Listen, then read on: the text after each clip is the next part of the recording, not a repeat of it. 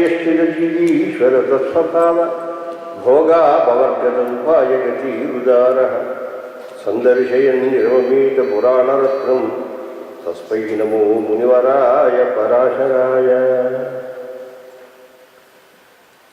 విష్ణు పురాణంలో 12వ అధ్యాయంలోకి మనం ప్రవేశిస్తున్నాం. ప్రథమాంశంలో 12వ అధ్యాయంలోకి మనం ప్రవేశం చేస్తున్నాం. భగవంతుడు మనకు అద్భుతమైనటువంటి సృష్టి చేసి ఆ సృష్టిలో ఉత్తమమైనటువంటి స్థితిని మనకు కలుగజేశాడు. అందుకే మనం చెప్పుకున్నాం, దేవతలు, మనుష్యులు, పశుపక్ష్యాదులు, చెట్టులు, పుట్టలు మొదలైనటువంటివి 4 రకములైనటువంటి సృష్టిలో సర్వోత్తమమైనటువంటి సృష్టి మానవ సృష్టి అని చెప్పుకున్నాం. కారణం ఏమిటంటే ఇంద్రాది దేవతలకు యజ్ఞాదులు చేసే యోగ్యత లేదు. ఒకవేళ ఉన్నా వాళ్ళు ఆ స్వర్గభూమిలో యజ్ఞం చేయలేరు, ఇక్కడికి రావాల్సిందే. కర్మభూరేష ఇతోన్యా భోగభూమయ. ఏవైనా 4 కాపులను సంపాదించుకుంటే వెళ్ళి చక్కగా భోగించడానికి అక్కడ 5 స్టారో 7 స్టారో ఏవో స్టార్లు అందులోకి వెళ్ళి హాయిగా మనం ఉండొచ్చు. కానీ ఆ స్టార్లో అక్కడే కూర్చొని మేము సంపాదించుకుంటామంటే కుదరదు. నర్సింగ్ డూయింగ్ అలా ఏం కుదరదు. అక్కడ వ్యాపారాలు ఏమి కలుగు చేయి. ఇక్కడ పట్టుకెళ్ళండి, బాగాను చెక్కులు పట్టుకెళ్ళండి, వాళ్ళు రాసేస్తుండండి, హాయిగా అంతకాలంగా పెట్టుకోవచ్చు. కావాలంటే ఏం చేయాలంటే మళ్ళీ రావాల్సిందే, ఇక్కడికి రావాల్సిందే. అందుకే దశాశ్వమేధ ఘట్టంలో చేశాడండి ఆయన బ్రహ్మగారు, లేదా ప్రయాగలో చేశాడండి, లేకపోతే కంచిలో చేశాడండి. వీళ్ళంతా ఇక్కడికి రావాల్సిందే వాళ్ళంతా. ఇది కర్మభూమి, అవన్నీ భోగభూమి. అందువల్ల ఇది చాలా ఉత్తమమైనది అని.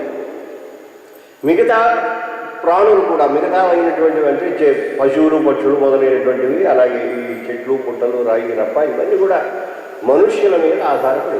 అందువల్ల మనం పురాణాల్లో చెప్పే కథలు ఏవో కథలు అనుకోకండి, ఇది మన కథే చెబుతుంటారు వాళ్ళు.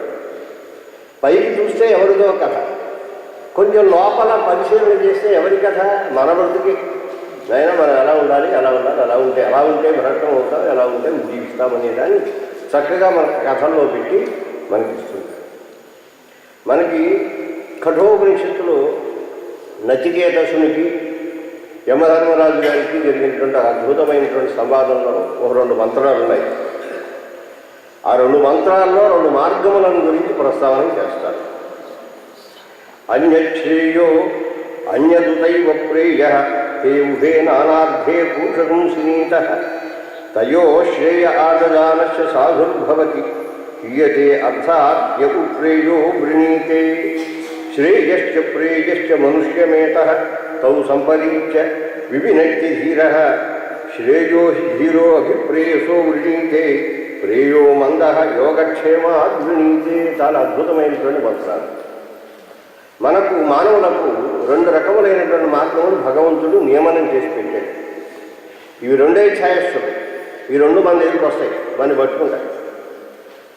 అవి అందుకే ఉభే సినీత, షీ బంధనే ధాతు అనమాట, బంధిస్తాయి 2. ఒకటేమిటి ప్రయో మార్గము, ఒకటి శ్రేయో మార్గం.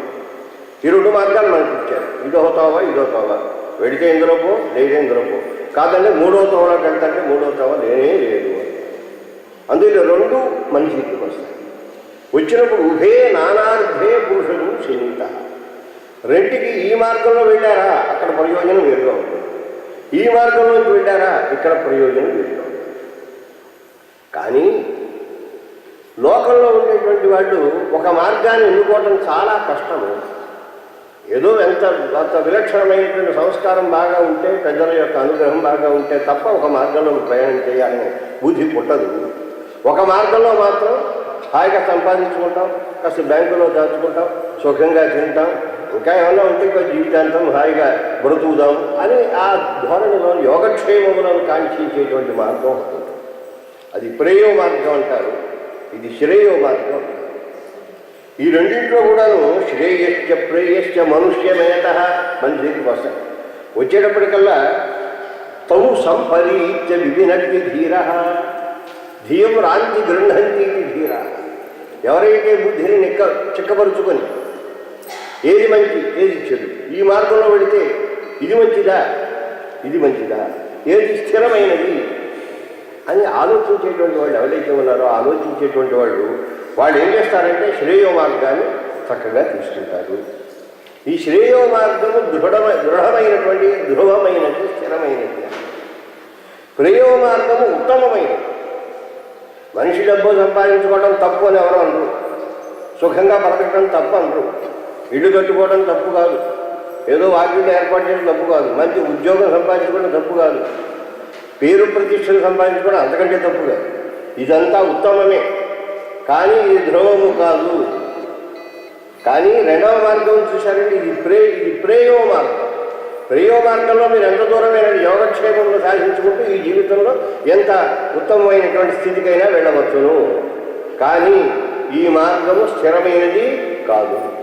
రెండవ మార్గం ఉంది, శ్రేయో మార్గం అని ఉన్నది. ఆ మార్గం చూశారంటే ఇది చాలా ధ్రువమైనది, స్థిరమైనది. అందువల్ల మనం ఎవరము ఉత్తార పాదులం చెప్పుకున్నాం కదా, కాలు పైకి పెట్టినవాడు, ఎవరిని ఎదురువాడిని నెత్తి మీద కాలు పెట్టేవాడు. అంటే అర్థమే తన యొక్క అతిశయము చేత మిగతా వాటిని లొంగ తీసుకోగలిగిన సామర్థ్యం కలదు. అందుకే మనం చెప్పుకున్నాం, అయ్యో మానవుడుకున్నంత ప్రివిలేజ్ ఎవరికి లేదండి, దేవతల నెత్తి మీద కూడా కూర్చోగలడు, కావాలనుకుంటే అసపాతాడాన్ని పడగలడు. ఈ సామర్థ్యం ఉంది, వాడికి ఆ సామర్థ్యం కూడా ఉంది. అందువల్ల అన్నీ కూడా ఎవరి మీద ఆధారపడి ఉంటాయి. దేవతలు మనం చూస్తాం, ఈ చెట్లు పుట్టలకు అసలు నీళ్ళు పోస్తారేమో అని చూస్తారు, మమ్మల్ని బద్దలు కొట్టకుండా జాగ్రత్తగా చూస్తారా అని కొండలు చూస్తుంటాయి. ఇవన్నీ కూడా మనిషి మీద ఆధారపడి ఉంటాయి. అందులో తానపాదు అందరి మీద అదుపు చేయగలిగినటువంటి సామర్థ్యం. నెత్తి మీద అంటే తెలుగులో చెప్పుకుంటే ఎత్తుకాళ్ళు అది బాగుంటుంది, తెలుగులో చెప్పుకుంటే బాగుంటుంది. కానీ సంస్కృతంలో తాన పాదం అంటే అర్థం తన పాదము పైకి ఉంచగలిగిన వాడు. అంటే వాడి కాలు కొంచెం పైన ఉంటుందండి, వాడి కాలు పైన ఉంటుందండి అంటే అర్థం అందరినీ కూడా కంట్రోల్ చేయగలిగేటువంటి సామర్థ్యం కావాలి. ఎవడు వాడు మనమే కదా. అందువల్ల మన కథ చెబుతున్నారు అన్నమాట. నాయన మీ దగ్గర ఇద్దరు ఉంటారండి, ఒక ఆవిడ గారి పేరు ఏమిటంటే సురుచి గారి, మరొక ఆవిడ పేరు సునీతి గారి. ఏమండి సుఖం రోచయతే సుష్ఠు రోచయతే అనయా ఇది సురుచి.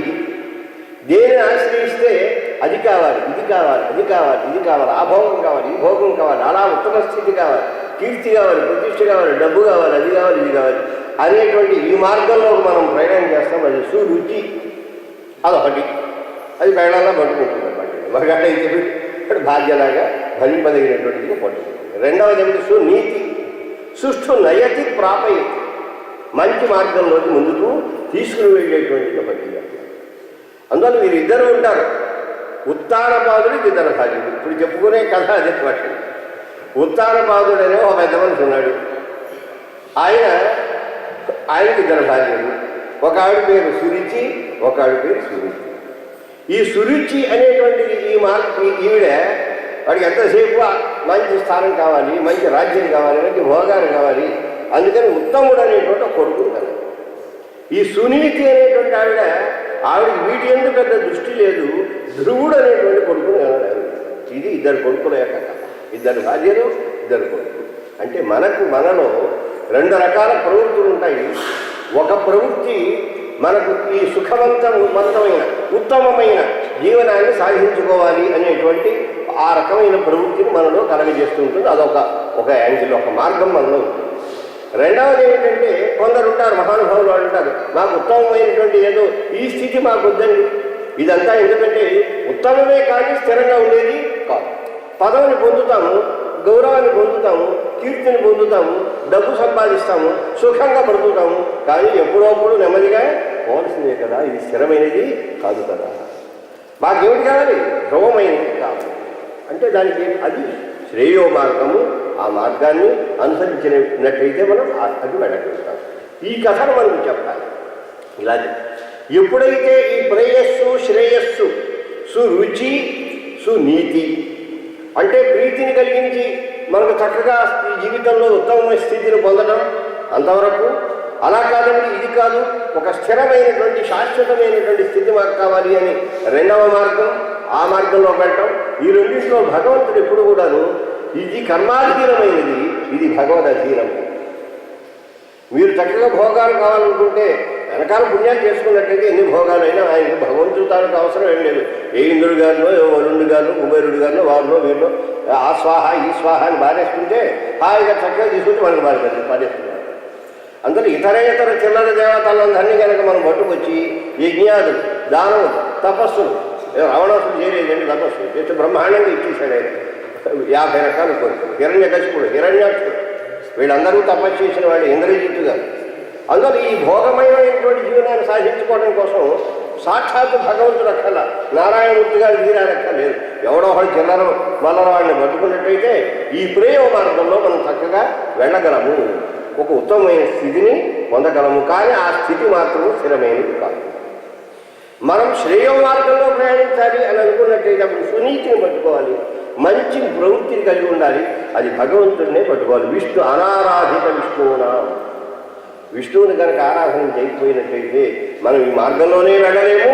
మనకు కావలసినటువంటి సర్వోత్తమమైనటువంటి స్థితి, ధ్రువమైనటువంటి స్థితిని మనం పొందలేము. ఈ కథను మనకు చెప్పడం కోసం తీసుకొచ్చాడు. తీసుకొచ్చి ఇందులో ఇక్కడ ప్రియవ్రతోత్తానపాదౌ మనోహ స్వయంభువస్యతు ద్వౌ పుత్రౌ శుభః వీర్యౌ ధర్మజ్ఞౌ కథితౌ తదా. ఇతపూర్వం సృష్టిక్రమం చెప్పేటప్పుడు మనువు గారి యొక్క సంతానం ఉన్నది. ప్రియవ్రతుడు, ఉత్తానపాదుడు అని ఇద్దరున్నాడు. ప్రియవ్రతుడని వారి యొక్క చరిత్ర మనకు చెప్పరు ఆ రాజుగారి గురించి. బహుశా ఆయన ఏ తపస్సులో చేసుకుంటూ ఎక్కడో ఆయన కాలక్షేపం చేస్తూ అన్నది ప్రియమైన వ్రతం గలవాడు. అందులో ఎంతసేపు ఏవో దీక్షలు, యజ్ఞాలు, యాగాలు చేసుకుంటే ఎక్కడో ముక్కు మూసుకుని కూర్చుని ఉంటాడు. ఈయన మాత్రం మంచి బ్రహ్మాండమైనటువంటి సార్వభౌముడైపోయాడు. ఉత్తానపాదుడు మనువు యొక్క ఇద్దరు సంతానం. అందులో తయోః ఉత్తానపాదస్య సురుచ్యాం ఉత్తమశ్రుతః అభీష్టాయాం అభూత్ బ్రహ్మన్ పితుః అత్యంతవల్లభః. సాధారణంగా ఇద్దరు భార్యలు ఉండేవాళ్ళు ఇద్దరినీ సమానంగా ప్రేమించడం, ఇద్దరినీ సరిగా చూడటం అనేది లోకంలో అరుదుగా ఉంటుంది. ఎందుకంటే దాక్షిణ్యం ఉంటుంది. కానీ అది ఒకే స్త్రీ ఎందుకు ఉండటం అనేది పూర్తిగా అనేది బ్యాలెన్స్ చేయడం చాలా కష్టం అవుతుంది. ఏదో ఒక దశలో ఒక వైపు కొంచెం మొగ్గు చేస్తుంటాడు. మనకి దశరథ మహారాజు గారు ముగ్గురు ఉన్నారు. ముగ్గురు యోగ్యత గలవాళ్ళే. కానీ ఆయన ప్రీతి ఎవరైతే ఎంతసేపు మూడో ఆవిడ కైకేయి అంటే ప్రీతి. కైకేయి భవనానికి వచ్చేస్తాడు. ఆయన అడ్రస్ ఏంటంటే కైకేయి భాగ్యాల భవనంలోనే ఎక్కడో ఉండుంటాడు అనే తప్ప మరొక మిగతా వాళ్ళ పట్ల ఆయన పెద్దగా ప్రీతి ఏమి ఆయన ప్రదర్శించారు. భార్యతో ఉన్నప్పుడు దక్షిణ నాయకులుగా ఉండి అందరినీ అవైషమ్యంగా చూసేటువంటి లక్షణము చాలా కష్టంగా ఉంటుంది. ఎవరో కృష్ణుడు లాంటి వాళ్ళకి అటువంటి కృష్ణుని దక్షిణ నాయకుడు అంటారు. అనేకాసు నాయికాసు అవైషమ్యైన స్నేహానువర్తి దక్షిణో నాయక అని దక్షిణ నాయకుడు అంటారు. శ్రీరామచంద్రుడు అయినటువంటి వాటి మాత్రం ఆయన కేవలం ఒక ఏకపత్ని వ్రతం, హత్య, ఇంకా మరి రెండో సంగతి ఉండదు. కానీ కొందరికి ఇద్దరు ఉన్నప్పుడు ఒకరిని పట్టుకోవడం, రెండోని కొంచెం చిన్న చూపు చూడటం అనేది ఉంటుంది. పాపం ఈ సురుచి అనేటువంటి ఆవిడ కొంచెం ఉత్సాహవంతురాలు. భర్త గారిని బుట్టలో వేసుకుంది. ఉత్తముడు అనేటువంటి కొడుకును కనది. ఇక రాజుగారు 24 గంటలు ఆవిడతోటే కాలక్షేపం చేస్తాడు. ఇంక ఈవిడ మొహం చూడటం. ఈవిడ తాలూకు కొడుకు అక్కర్లేదు, ఏమీ అక్కర్లేదు. పొరపాటున కనుక వాడు ఇక్కడికి వస్తే ఆవిడ కానీ కొడుకు ఏమిటి ఎందుకు వచ్చావు అన్నట్టుగా ప్రశ్నార్థకంగా నీకేమిటి పని అన్నట్టుగా చూస్తాడు. సరే చిన్నపిల్లవాడు ఆవిడ కొంచెం భర్త గారి సంగతి తెలుసును కనుక ఎందుకు వచ్చింది ఆవిడ వెళ్ళటం, ఎందుకు ఆ మొహం ముడుపులు మనకెందుకు వచ్చింది, ఏదో కృష్ణారామ అనుకుంటూ మన కొంపలో మన అంతఃపురంలో మనం పడుందామని పాపం విష్ణువుని ఆరాధించుకుంటే ఆవిడ కాలక్షేపం చేసుకోండి. ఆ సునీతి గారి ఆవిడ కొడుకున్నాడు ధ్రువుడు. వాడు చిన్నపిల్లవాడు, వాడికి ఏం తెలుస్తుంది? ఈ తండ్రులు వీళ్ళ తాలూకు మన ప్రవృత్తులు ఏం తెలియదు కదా. వీడికి గబగబా వచ్చాడు రోజు నాన్నగారిని వచ్చేటప్పుడు ఆ పినతల్లి గారి తాలూకు సురుచి యొక్క కుమారుడు ఉత్తముడు అనుకున్నది సరంటే ఆ ఉత్తముడు అనేవాడు వచ్చి వాళ్ళ నాన్నగారు వాళ్ళ ఒళ్ళో కూర్చుంటే రెండో పిల్లవాడు కనిపించింది. నేను కూడా నాన్న ఒళ్ళో కూర్చుంటే బాగుంటుంది అనుకుని వాళ్ళ నాన్నే కదా. నాన్నగారి మనస్తత్వం తెలియదు. అందువల్ల వచ్చి గబగబా వచ్చి ఒళ్ళో కూర్చోవడానికి ప్రయత్నం చేశాడు. ఓ పక్కన ఉత్తముడు ఉన్నాడు, రెండో పక్క వీడు ధ్రువుడు అనేటువంటి కురవాడు వచ్చి కూర్చోవడానికి ప్రయత్నం చేశాడు. చేస్తే నాన్నగారు పెద్దగా అభినందిత ఊరుకున్నాడు. ఎందుకంటే ఆవిడ అంటే పెద్దగా ఇష్టం లేదు కదా. అందుకని ఈవిడి పుత్రుడు కావాలి ఒళ్ళో కూర్చోబెట్టుకున్నాడు. వాడు వచ్చేటప్పటికల్లా చిరాకుగా ఊరుకున్నాడు. కానీ మరి కురవాడు మరి నెట్టి పారేయడానికి బాగుండదు. ఆవిడ కూడా భార్య కనుక ఏదో మరి లోకమర్యాద కోసం ఉన్నట్టుగా అలా ఊరుకున్నాడు, వచ్చి ఒళ్ళు ఊరుతాడు. ఆవిడ గబగబ పరిగెత్తుకొచ్చాడు, ఆ సురుచి గారిని పరిగెత్తుకొచ్చాడు, జబ్బొచ్చుకుని కిందకి లాగేసి ఏమే నువ్వు నా కడుపును పుట్టున్నట్టయితే నా కొడుకుతో సమానంగా కూర్చునేటువంటి యోగ్యత నీకు వచ్చేది, నువ్వు నా కడుపును పుట్టలేదు, దౌర్భాగ్యురాలైనటువంటి ఆ సునీతి కడుపు నువ్వు పుట్టావు అందరూ బో అని చెప్పి ఒక్కసారి నెట్టి కింద పడేసి పాపం వాడు ఉత్సృజ్యపితరం బాల తచ్చుత్వా మాతృభాషితం జగామ కుతో మాతు నిజాయా ద్విజమందిరం. పిల్లవాడికి ఏది తెలియదు, ఏ కారణం చేత నిజి పారేసారో తెలియదు, కానీ వాడు నెమ్మదిగా లాగేటప్పటికల్లా తండ్రి గారి ఒళ్ళోంచి వాడి కిందకి వచ్చేసాడు. వాడు కోపం వచ్చింది, పట్టరానేటువంటి కోపం. చిన్నపిల్లలకు ఉక్రోషం బాగా ఉంటుంది. ఏదైనా ఇద్దరు ముగ్గురు పిల్లలు ఉన్నప్పుడు వాడిని మనం వైషమ్యంగా చూడకూడదు. వాడికి అందరికీ సమానంగా ఇస్తే అందరికీ ఇవ్వాలి, ఇవ్వకపోతే ఎవరికి ఇవ్వకూడదు. కానీ వాడి మాత్రం చాక్లెట్ ఇచ్చి మిగతా వాడు ఊరుకుంటే వాడు ఊరుకోడు, వాడు గురువుని చూస్తాడు. పిల్లల మనస్సులో కనుక ద్వేషబీజం పుట్టిందంటే అది తల్లిదండ్రులు తట్టుకోవటం చాలా కష్టం. పిల్లల్ని సాధ్యమైనంత సమానంగానే చూస్తూ ఉంటారు. వైషమ్య బుద్ధి ఉంటే మాత్రం వాడు అది కుటుంబంలో రకమైన వాడి పిల్లలు అందుకే ఉంటారు. పెద్దల యొక్క ఆలోచనలు కానీ పెద్దల యొక్క చేష్టలు కానీ ఆ పిల్లల్లో ఒక రకమైన ఇంబ్యాలెన్స్ కలిగేటట్టుగా ఉండకూడదు, సమంగా ఉండాలి. ఈ తల్లుల యొక్క ఈ ప్రవృత్తి చూస్తే వాళ్ళలో ఓ బ్రహ్మాండమైన కోపం వచ్చింది. ఏమీ మాట్లాడలేకపోయాడు, ఉసిరిసా వెళ్ళిపోయాడు, వాళ్ళ అమ్మ దగ్గరికి వెళ్ళిపోయి తను దృష్ట్యా కుపితం పుత్రం. ఇక్కడ తల్లు కొనవలసిన యోగ్యత ఏమిటి? ఈవిడ సురుచి ఆవిడ చీవాట్లు పెట్టి ఒళ్ళోంచి రాగేసింది, అది చేసింది. తన కొడుకునేమో భర్త గారి ఒళ్ళో ఉండనిచ్చి ఆ రెండవ బిడ్డని వాడు పిల్లవాడే పాపం, వాడికి మాత్రం ఏం తెలుస్తుంది, ఆవిడ కూడా భార్యే అనేటువంటి వివేకం లేకుండా లాగి కింద నెట్టి పారేసినప్పుడు అవతల ఆవిడ ఆ సునీతి ఏం చెప్పాలి? ఇటువంటి పని చేస్తూ ఊరుకున్నావు నువ్వు, ఆ ఒళ్ళో కూర్చున్న వాడిని ఆ ఉత్తమని జబ్బ పట్టుకుని కిందకి నువ్వు లాక్కపోయావా, లేకపోతే నిన్ను చేయబట్టి లాగేటటువంటి ఆవిడకు ఒక లెప్పకాయ వేయకపోయావా అని చెప్పచ్చు కదా. కానీ అలా చెప్పే లక్షణం కాదు, కరెక్ట్ కాదు. అందువల్ల సునీతి మంచి మార్గంలో పిల్లవాడిని పెట్టాలి. ఎప్పుడు కూడాను మన పిల్లలకు మంచిని నేర్పాలి. ఆ మంచిని నేర్పినందువల్ల వాళ్ళు ఇవాళ కాకుండా రేపు కూడా శాశ్వతమైన ఒక స్థిరమైనటువంటి ఒక ప్రయోజనాన్ని పొందే మార్గంలో వాళ్ళు పెట్టాలి తప్ప వెంటనే ఏదో కంటికి కన్ను పంటికి పన్ను అన్నట్టుగా ఆవిడని జబ్బ బడుగులాగింది కనుక వాడు ఒళ్ళో కూర్చున్నట్టుగా వాడిని కూడా లాగేసి ఆవిడ తిరగబడవలసింది అని ఇటువంటి చెప్పు. కానీ పురాణాల్లో ఇలా చెప్తూ ఉన్నాయి. చమత్కారం ఏంటంటే మహాభారతంలో శకుంతల చెబుతుంది. అందుకే కాళిదాసు గారు ఆ శకుంతల మార్చేసి అక్కడ ఉంటే శకుంతల ముడిసరుకు పనికిరాడు, అక్కడ ఉంటే దుష్యంతుడు అంతకంటే పనికిరాడు. వెడి చేసుకున్నాను, నిన్ను వెడి చేసుకున్నాను, నేను ఎక్కడ చేసుకున్నాను, ఓ నువ్వు పూసేది అని తిట్టి వెళ్ళగొట్టినవాడు ఆ దుష్యంతుడు. ఈ పెళ్ళావి శకుంతల తాముందే దృష్ట్యంత శైల రాజావతంశిదాం చతురంతామె మా ముర్బి పుత్రువే పాలయిష్యతి అంటుంది. నువ్వు లేకపోయి పోలీసుకెళ్ళి నువ్వే నోడివరా నువ్వు, తాముడితే దృష్ట్యంత నువ్వు లేకపోయినా సరే శైల రాజావతంశికాం ఈ చతురంతామము ఇమా ముర్వి పుత్రోమే పాలయిష్యతి, నీ లెక్క లేదు, నా కొడుకు ఈ భూమిని అంతటి కూడా పరిపాలిస్తాడు, అలా వాడిని తయారు చేస్తాడు అని నెట్టి పారేసింది. అటువంటి లక్షణం కాదు, అంత రిటార్ట్ చేసి ఆడు తీవ్రముగా నెట్టే లక్షణం కాదు, ఉత్తమ లక్షణం కాదు. దానికి కారణం ఏమిటి? ఆవిడ సంస్కారాలను కూడా భగవద్ ఆరాధన మూలంగా నారాయణ్ణి ఎప్పుడు నిరంతరము ఆవిడ ధ్యానిస్తూ ఆరాధిస్తూ ఉంది కనుక ఆవిడ ఉత్తమ సంస్కారాలు ఉన్నాయి. కొడుక్కి ఒరే నాన్న నిజమేరా మీ పెంతళ్ళు అన్నమాట వాస్తవమేరా, ఎందువల్లంటే ఆవిడ కొడుకును ఆవిడ గర్భాన్ని కనుక నువ్వు పుట్టి ఉన్నట్టయితే ఉత్తముడితో పాటుగా నువ్వు మీ నాన్న ఒళ్ళో కూర్చునే యోగ్యత పొంది ఉండేవాడివి. ఏం చేస్తావు, దురదృష్టం వల్ల ఆ భగవంతుడు నాకు గుర్తించాడు. సరే, కానీ ఇది గతజల సేతు బంధనం ఎందుకు? నీరు పోయిన తర్వాత నిర్గతే నీరే సేతుమేష చికిత్సని నీరు పోయిన తర్వాత ఆనకట్ట పెట్టారు. నీరు ఉండగా ఆనకట్ట పెడితే దాన్ని ఛానల్ చేసుకోవచ్చు. నీరంతా పోయిన తర్వాత ఆనకట్టలు ఎందుకు? జరగవలసిన అవమానం ఏదో జరిగింది, ఆవిడ నిన్ను లాగేసింది. మీ నాన్నగారు కూడా పక్షపాత బుద్ధితో వ్యవహరించాడు. వాళ్ళ పట్ల మనం ద్వేషం వద్దు నాయన, ద్వేషం వల్ల ప్రయోజనం లేదు. కోపగించుకుంటే మన పెదవే మన కొరుక్కుంటా తప్ప ప్రయోజనం ఏమీ లేదు. కోపం వచ్చి మొహం కన్నగడ్డ చేసుకుంటే ఈ మొహమే పాడవుతుంది, ఈ కళ్ళల్లోంచి నీళ్ళు వస్తాయి, ఈ పెదవులనే కొరుక్కుంటాం, దానివల్ల ప్రయోజనం ఏమీ లేదు. మనం ఏం చేయాలో చేద్దాం. తల్లి అలా చెప్పాలి. వాడికి ఏం చెప్పింది? అసలు ఎందుకు రాలేదో తెలుసులే, ఒక్కసారి ఆలోచించు. వాడేమో ఒళ్ళో కూర్చున్నాడు, నువ్వు కూర్చోలేకపోయావు. దీనికి కారణం ఏంటి? బహుశా వాళ్ళమ్మ పూర్వజన్మలో, ఎప్పుడు కాదు పూర్వజన్మలో కొద్దిగా విష్ణు ఆరాధన చేసి ఉంటుంది. దాని యొక్క ఫలాన్ని ఇవాళ అనుభవిస్తున్నది. ఇప్పుడు నువ్వు ఆరాధించాలా, నేను ఆరాధించున్నాను. అందుకే నీ తండ్రి యొక్క ప్రీతిని నేను పొందలేకపోయాను, నీ తండ్రి యొక్క ప్రీతిని నువ్వు కూడా పొందలేకపోయావు నాయన. ఇక్కడి నుంచైనా మనం కొంచెం తెలుసుకొని మనం విష్ణువుని ఆరాధన చేస్తాం. స్వామిని కనుక ఆరాధన చేస్తే తప్పకుండా అన్నీ నెరవేరుతాయి. బిడ్డకి పోషించు. తల్లి ఉత్తమమైనటువంటి తల్లికి ఉండవలసిన లక్షణం.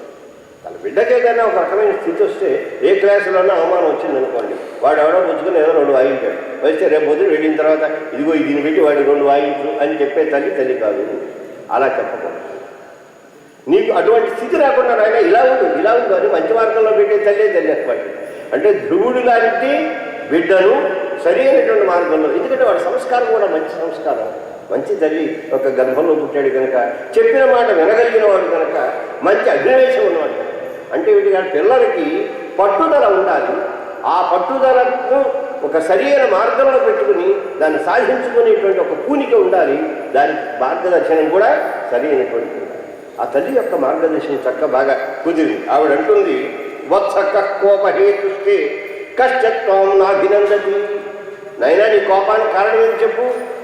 సాధారణంగా పిల్లలు వాడు ఎటువంటి వాడైనా అబ్బా ఎంత బాగా రాశాడు, వాడు ప్రత్యేకతలో చేస్తాడు, పట్టుకొస్తాడు, పలక పట్టుకొచ్చి చూడు ఎంత బాగా రాశానంటాడు. అంటే ప్రత్యేకతలు ఎంగి మెరుగీతలు అని చెప్పి 2 వేసి పొమ్మంటే ఆ పలకొచ్చుకుని మన్నే కొట్టేస్తాడు. వాడికి అంత కోపం వస్తుంది. అందుకని ఏం చేయాలి, వాడు వేసిన ప్రత్యేకతలు అబ్బాయి ఎంత బ్రహ్మాండంగా వేశారా, ఎంత నీలో ఆర్టిస్టు దాక్కుని ఉన్నాడు రా, మేము ప్రాపర్గా ఎక్స్ప్లోర్ చేయాలి, ఇంకో 2 గీతలు చేయాలి అన్నాం అనుకోండి, వాడి మొహం ఇంత అవుతుంది. వాడు మరుసటి రోజు చేశాడు, మంచి బొమ్మ తీసుకుని పడుస్తాడు. ప్రోత్సాహం చాలా అవసరం. అందుకని నాయన నేను ఎవడన్నా అభినందించలేదా, ఎవడన్నా అభినందించకుండా నీకు అవమానం చేశాడు. కోవా అవజానాది. పిల్లలకు అవమానం జరిగినట్టయితే వాళ్ళు తట్టుకోలేరు. ఎవరు నీకు అవమానం చేశారు. వత్స ఎస్తే అపరాధ్యతి.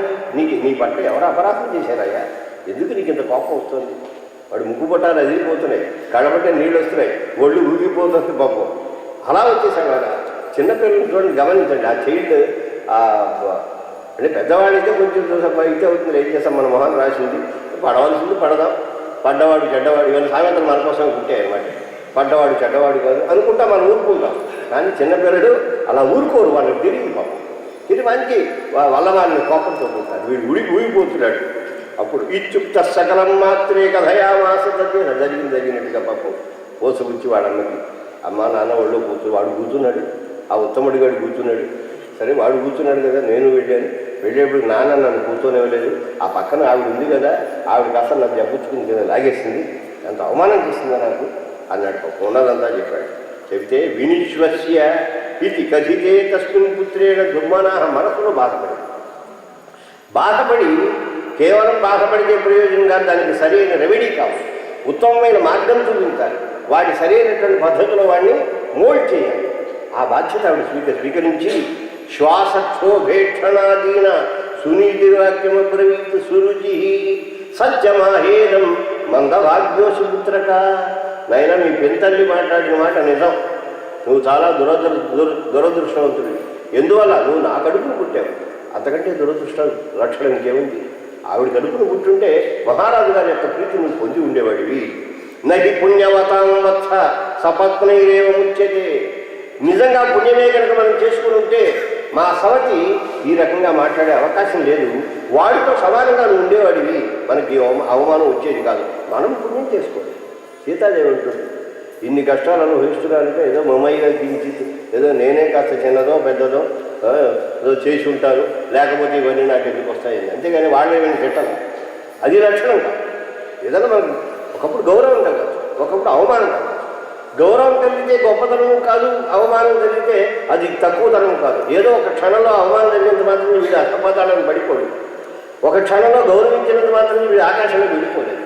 ఆ 2 లాభాలాభం 2 కూడా అన్నమాట బ్యాలెన్స్ చేసుకోవాల్సినటువంటి స్థితి మనిషికి ఉండాలి. ఈవిడ ఆ రకమైన స్థితి కలదు కనుక ఆవిడ పేరు సునీతి అన్నారు, ఈవిడ సురుచి అని పేరు పెట్టారు. సురుచి అంటే బాగా మంచి, ఆ రుచి శబ్దానికి కాంతి అని అర్థం ఉంటుంది, కాంతి రిచ్చ అని, కాంతి శబ్దానికి ఇచ్చని కూడా అర్థం. మంచి ప్రీతి, అది కావాలి ఇది కావాలి అది కావాలి అనేటువంటి భోగమయమైనటువంటి ఆ దృష్టి ఆ సురుచి యొక్క దృష్టి. ఈవిడ సునీతి యొక్క దృష్టి మంచి ఆలోచన. మంచి ప్రవర్తన, మంచి మార్గంలోకి వెళ్ళాలి, మంచి పద్ధతిలో మనం సాధించుకోవాలి అనేటువంటి లక్షణం. అప్పుడు ఆవిడ చెబుతుంది, నోద్వేగస్తాత కర్తవ్య. అవమానం జరిగిందని ఉద్వేగపడద్దు. ఉద్వేగపడినందులో ప్రయోజనం ఏం లేదు. నా కృతం యద్భవతా పుర తత్కోపహే కోపహత్వం శక్రోతి. నువ్వు వెనక చేసుకున్న వాడికి చేసుకున్నది మహదేవాన్ని తిరుగులో సంగత. వెనక మనం చేసుకునేది ఇంత, దాన్ని తగ్గట్టుగా అనుభవిస్తున్నాము. ఏమంటే వాడు 10 రూపాయలు బ్యాంకులో వేసేసి 100 రూపాయలు నాకు రాలేదంటే ఎలా కుదురుతుంది? నువ్వు 10 వేస్తే 10 9 తీసుకోవడానికి అవకాశం ఉంది, రూపాయలు ఉంచాలి అంటే అలా ఒప్పుకోవడం కూడా. బ్యాంకులో అలాగే లేదు. 500, 1000 బ్యాలెన్స్ 5000 ఇలా ఉంటాయి బ్యాలెన్స్. అంటే మాటకి చెబుతున్నాం. మనం ఏం పుణ్యం చేసుకున్నామో ఆ పుణ్యానికి లోబడి మనం ఏదైనా మనం అందులో డ్రా చేసుకోవడం, దాన్ని అనుభవించడానికి అవకాశం ఉంటుంది తప్ప ఇంత పుణ్యం చేసి ఇంత ఫలం నాకు రాలేదంటే ఎలా కుదురుతుంది? కుదరదు కదా. అందువల్ల కృతం యద్భవతా పుర తత్కోపహర్తం శక్నోతి. నీవు చేసుకున్న దాన్ని ఎవడు అపహరించగలడు? ఇవాళ నువ్వు కనుక బాగా పుణ్యం చేసుకుంటే ఆ పుణ్యాన్ని వీళ్ళెవరు అపహరించగలిగిన వారు కాదు. దాతుం కశ్చ అకృతం త్వయ. నువ్వు చెయ్యని దాన్ని ఇమ్మనంటే ఎవడిస్తాడు? నువ్వు చెయ్యనటువంటి, నువ్వు ఏ పుణ్యం చేసుకోకపోతే దాని ఫలం నాకు కావాలంటే ఎవడిస్తాడు? నిజంగా నువ్వు చేసి ఉంటే ఆ ఫలం రాకుండా చేయగలడు వాడు ఎవడున్నాడు. ఇదంతా కూడా మనం చేసుకున్న దాన్ని బట్టే ఉంటుందని ఆయన. అందువల్ల కోపగించి వారి మీద వీరి మీద కోపగిస్తే ప్రయోజనం. రాజాసనం తథా క్షత్రం వరాశ్వాహ వరవారణాః యస్య పుణ్యాన్ని తస్యైతే మద్వై తత్శామ్యపుత్రక. ఎవడు పుణ్యం చేశాడో వాళ్ళకే రాజ్యాసనం వస్తుంది, రాజుగారి యొక్క ఆసనం, సింహాసనం మీద కూర్చునే యోగ్యత వస్తుంది, వాళ్ళకే ఛత్రం వస్తుంది, వాళ్ళకే మంచి గుర్రములు ఉంటాయి, వాళ్ళకే బ్రహ్మాండమైన ఏనుగులు ఉంటాయి, ఈ ఇవంతా పరిజనం అంతా ఉంటుంది. ఈ భోగములన్నీ కూడా పుణ్యం చేసుకునే వాళ్ళకి ఉంటాయి తప్ప పుణ్యం చేసుకునే వాళ్ళకి ఏమీ రావు నాయన. అందువల్ల నువ్వు ఏమనుకుంటావంటే వాడు ఆ స్థితిలో ఉన్నాడంటే వాడు ఏదో పుణ్యం చేసుకోవాలి, చేసుకున్నాడు అది. నువ్వు ఏ అవమానం పొందావంటే నువ్వు పుణ్యం చేసుకోలేదని నువ్వు గుర్తించు. అంతే తప్ప నువ్వు వాడి మీద ప్రతీకార వాంఛ కోపం వల్ల ప్రయోజనం ఏమీ లేదు నాయన. అంతే. ఎందువల్లంటే నా స్వాభిరక్షితో విష్ణు బీజం సకల సంపదాం. సమస్త సంపదలకు బీజమైన వాడు ఎవరు? విష్ణువు. విష్ణువుని కానీ మనం చెప్పుకున్నది అదే కదా. అమ్మవారు కూడా ఎవరికి అధీనపడి ఉంటుంది? స్వామికి అధీనపడి ఉంటుంది. అందువల్ల ఆ స్వామిని అర్చిస్తే ఆవిడ వెంటనే లక్ష్మి యొక్క కటాక్షం మన ఎందుకు కలిగేట్టు చేస్తాడు. లేదు లక్ష్మీదేవిని అర్చిస్తే ఆయన చేత ఆవిడ ఇప్పిస్తుంది. అందుకే ఇదైనా చేయాలి, అదైనా చేయాలి. ఏది చేయకుండా మాకేమీ రాలేదంటే ఎవరు తెలవని ప్రయోజనం. అందువల్ల నా స్వాభిరక్షితో విష్ణు బీజం సకల సంపదాం తస్మాత్ ఆత్మాపరాధోయం క్షంతవ్య కస్య కీర్యతి. ఎవడి మీద నువ్వు కోపం చూపిస్తావు? నువ్వు చేసుకున్న అపరాధం నువ్వు చేసుకోలేదు, నువ్వు పుణ్యం చేయలేదు. పుణ్యం చేయడం వల్ల నువ్వు ఈ రకమైనటువంటి స్థితిని పొందావు. అందువల్ల అదేదో సాధించుకునే ప్రయత్నం చేయి అంతేగాని ఎవరి మీద కోప్పడతావు. దానివల్ల నీకు ఏమి ప్రయోజనం? పురా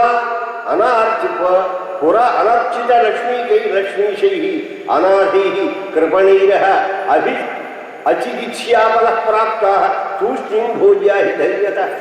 వెనుక మనం ఆ విష్ణువుని, ఆ నారాయణుని ఆరాధించడం వల్లనే మనం అనుకోకుండా ఈ రకమైనటువంటి అపమానములు, ఆపదలని మనకు వస్తున్నాయి నాయన. దానికి మనం వాటిని అనుభవించడం తప్ప మనం చేయగలిగిందేమీ లేదు. అధాధిక్యం సపత్నేభ్యోకి ఇచ్చసి అర్చయ తం హరిం యత్ప్రసాద ఫలం ప్రాహు బ్రహ్మాదీనామృష్య. నీకు కనుక నిజంగా ఉత్తమమైన స్థితి ఏదో కావాలి, ఆ ఉత్తముడు కూర్చున్నటువంటి ఇప్పుడు తెలిపినవాడికి వాడి ఉద్దేశం ఏంటంటే వాడికి ఏదైనా సింహాసనం కావాలని కాదు, లేదా ఇంద్రపదవి కావాలని కాదు, వాళ్ళ నాన్న ఒళ్ళో కూర్చోవాలి. అది ఇమీడియట్గా ఉన్నటువంటి వాడి ప్రాబ్లం అది. అందులో మళ్ళీ మీ నాన్న ఒళ్ళో కూర్చోవాలనుకుంటావు, నువ్వు కూర్చోగలిగే స్థితి నీకు కావాలంటే విష్ణువుడు ఆరాధన చేయాలి. అంటే చిన్నపిల్లలు చాక్లెట్ కావాలా, అయితే ఇగో దీన్ని పెట్టి కొనుక్కో అంతా వాడికి కావాల్సింది అదే. అది సాధించుకునే ఉపాయం చెప్తే చాలు. అంతేగాని నీ కోర్టు కావాలా ఇలా ఏం చిన్నపిల్లవాడికి చెప్పాల్సిన అవసరం లేదు. మోక్షం గురించి మాట్లాడవలసిన అవసరం లేదు. ఏం మాట్లాడాలి? నాన్న ఒళ్ళో కూర్చోవాలని నీకు భావన కనుక, అది నీకు లభించలేదు అనుకున్నావు కనుక విష్ణువుని ఆరాధించు. చక్కగా ఉత్తముడితో సమానంగా నీ తండ్రి యొక్క ఒళ్ళు నువ్వు కూర్చోగలుగుతావు నాయన అని చక్కగా ఆవిడ ప్రతిబోధన నుంచి వచ్చింది. హరి ఆరాధనము తప్ప మరొక మార్గమేమీ లేదు అంతే. అది చెప్పిన తర్వాత సరే వాడు ఏం చేశాడు? మనకి భాగవతంలో ఒక రకమైన పద్ధతి, నారద పురాణంలో ఒక కథ, అద్భుతమైనటువంటి కథ నారద పురాణంలో కూడా ఉంది. విష్ణు పురాణంలో కొంచెం సంగ్రహంగా ఆ కథ అంతా కూడా చెప్పారు. ఏ రకమైనటువంటి అభినవేశం అంటే చిన్నపిల్లలలో ఏదైనా ఒక రకమైనటువంటి స్థితి ఉన్నప్పుడు దాన్ని మనం ఎలా మోల్డ్ చేయాలి, తల్లి యొక్క ప్రవృత్తి ఎలా ఉండాలి, పిల్లల పట్ల ఏ విధంగా ప్రవర్తించాలి, అది ఉత్తముడైనటువంటి పుత్రుడికి ఉదాహరణ ధ్రువుడైతే ఉత్తమ సంస్కారం అయినటువంటి ఒక తల్లికి ఉదాహరణగా మనం సునీతిని తీసుకునవలసి ఉంటుంది. ఎలా ఉండాలి తండ్రులు అలా ఉండకూడదు, ఉత్తానపాదుల్లాగా అలా తటస్థంగా ఉండకూడదు, అవైషమ్యంగా పిల్లల్ని చూడాలి. అలా చూడకపోతే వచ్చేటువంటి కష్టం ఉండేది. ఇవన్నీ కూడా మనం గమనించవలసి ఉంటుంది. అది ముందు మనం చెప్పుకున్నాం. జై శ్రీమన్నారాయణ.